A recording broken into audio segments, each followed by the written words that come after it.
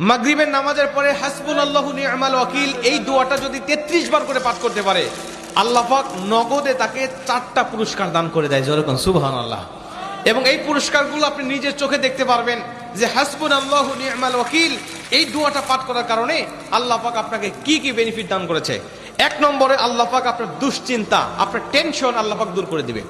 আপনি যত বড় দুশ্চিন্তায় থাকেন না কেন, আপনার টেনশন আপনাকে একদম শেষ করে দিচ্ছে। আপনি যদি হাসবুনাল্লাহু নি'মাল ওয়াকিল মানে আল্লাহ আমার জন্য যথেষ্ট, আল্লাহ আমার জন্য অভিভাবক হিসেবে যথেষ্ট, আপনি যদি দোয়া করতে পারেন, আল্লাহ পাক বলেন যে আমি আল্লাহ পাক তার টেনশন, তার দুশ্চিন্তা একেবারে দূর করে দেই। এটা হলো প্রথম নম্বর বেনিফিট।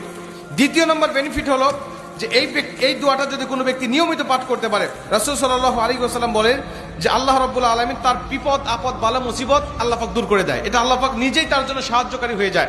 বিপদ আপদ বালা মুসিবত তার সামনে আর কিচ্ছু রাখে না। আপনি যত হাসবুনাল্লাহু নি'মাল ওয়াকিল পাঠ করবেন, তত আল্লাহ পাক আপনার সামনে থেকে বিপদ বালা মুসিবত দূর করে দিবে। এটা হলো 2 নম্বর। 3 নম্বরে নবীজি সাল্লাল্লাহু আলাইহি ওয়াসাল্লাম বলেন, যে ব্যক্তি হাসবুনাল্লাহু নি'মাল ওয়াকিল বেশি বেশি পাঠ করবে, আল্লাহ রাব্বুল আলামিন সে যদি কারোর দ্বারা জুলুম শিকার হয়ে থাকে, সে মাজলুম, তার উপরে কেউ জুলুম করেছে, তার উপরে কেউ কষ্ট দিয়েছে, তাকে এই কষ্টটা সে পেয়ে আল্লাহ পাকের কাছে হাসবুনাল্লাহু নি'মাল ওয়াকিল পাঠ করেছে, আল্লাহ পাক বলেন নিজেই আমি ওই মাজলুমের পক্ষে হয়ে যাই, জালেমের বিপক্ষে আমি আল্লাহ নিজের অবস্থানটা দাঁড় করা দেই। যেরকম সুবহানাল্লাহ।